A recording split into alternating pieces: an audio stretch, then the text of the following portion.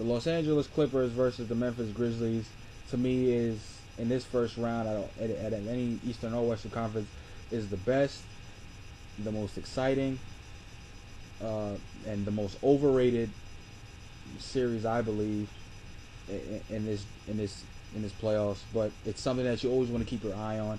The star power that's in there, but these two teams are teams that you really don't know what you're going to get a lot out of.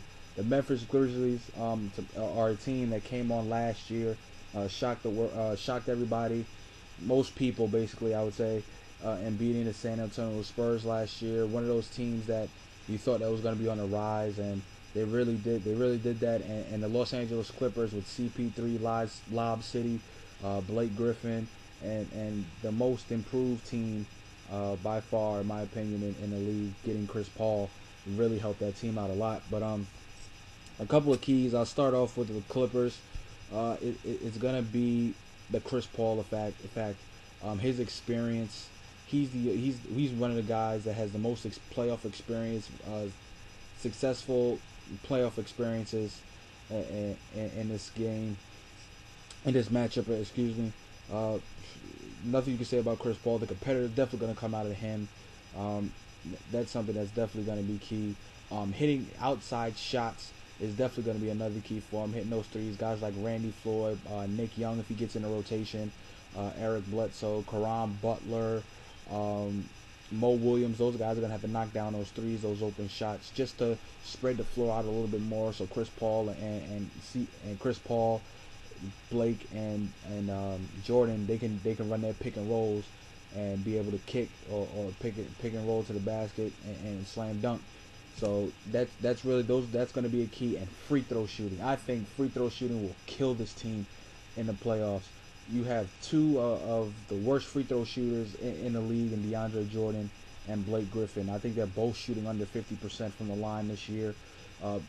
In a close game, it's going to go to Hacker Jordan, Hacker Blake line, and what's really bad about that is that's one of your best offensive players and one of your best defensive players, and you're not going to be able to trust them and have them on a court in crucial situations, because if they get the ball, teams are automatically going to hack them and send them to the line and say, you're going to have to beat us from the free throw line.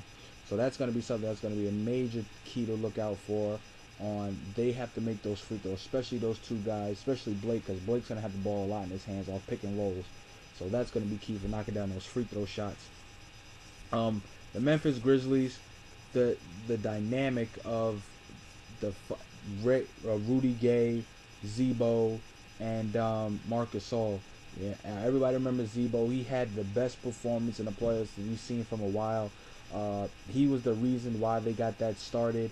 They had that big run, huge run in the playoffs last year. A guy who's always been a 2010 guy, had the knee injury, came back from it. Now I want to see how all three of these guys are acclimated into that front court. So I want to see that. Rudy Gay, I think Rudy Gay is a superstar, is a potential superstar in this league, and this is a series where he's gonna have to step his game up full tilt. He's gonna have a good defender on him and Karan Butler, so I want to see that there. And the bench, OJ Mayo, a guy who I don't think that the Clippers have an answer for, especially for a wing defender that can check OJ Mayo. So OJ Mayo is a guy that I think that can win the Memphis Grizzlies a couple of games. So OJ Mayo is definitely going to be huge.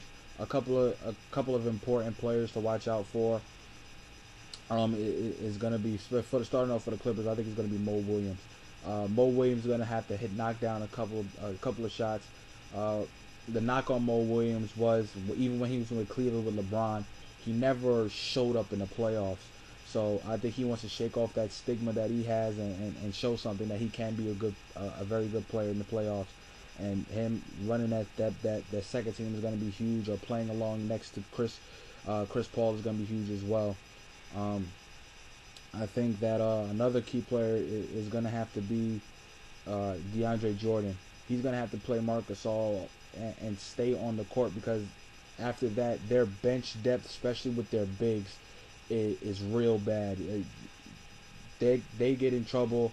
You're looking at Kenyon Martin, who's a very solid player in this league, but he's not the player that he used to be. and Reggie Evans, who's just a rebound and an undersized guy who about 6'8". So if DeAndre Jordan gets in foul trouble, it's going to be a long day. They're just going to keep throwing that ball inside to Mark or to Zebo. So that's going to be a couple of players to watch out for.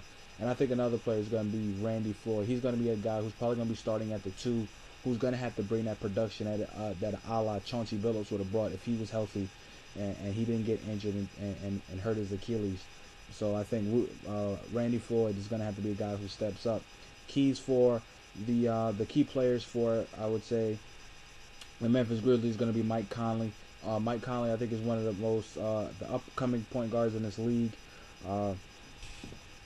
Him going up against Chris Paul, that's going to be a real dynamic matchup. He had experience last year. He played fairly well, but I think he's going to take that next step. Another player to watch out for is going to be probably I'd say Tony Allen. Even though they don't have a perimeter guy that you need to watch out for, I think Tony Allen, just the way that he likes to get his hands in the passing lane, a great perimeter defender in himself. I think he's gonna change a couple of, especially him coming up for double teams, his strong hands. He's gonna be a key in this series as well too. And I think Zebo. Are we gonna see the Zebo that we saw last year in the playoffs, or are we gonna see a Zebo that averages about 14 and 9? Or are we going to see the 21-11 guy that we saw in the playoffs last year? That's going to be key. And the key matchup, I think it's going to be O.J. Mayo versus Mo Williams, the 6-man matchups. That's the one thing I really want to see. Either one of those guys, they can steal a game in this series. Mo can become unconscious and hit about 9 threes in a game. O.J. Mayo is one of the best scorers we have. I think he's one of the I think he's a top 10 scorer in my opinion. If he comes a starter, I think he could He could be one of those guys that are up there in scoring. But he plays the 6-man. He gives you that pop. So I believe any two of those guys can take a game in this series, and just off of their production off the bench. So with that being said, I'm gonna take the Grizzlies in 6. I think the Grizzlies are a little bit better than the Clippers, even though I would love to see the Lakers versus the Clippers in the second round. I just think that I just think that the Memphis Grizzlies are a better basketball team, and they have the more. I think their camaraderie and their chemistry is more together. And I think it's going to come down to free throws. Who's going to be able to hit their free throws coming down a stretch, in my opinion. So that's who I got. I got the Memphis Grizzlies in 6. Let me know what you guys think. Are you thinking that this series is not really overrated, or they don't have two overrated teams? Do you think Blake's going to take over CP3? Just let me know, and I'll talk to you guys later. Thanks.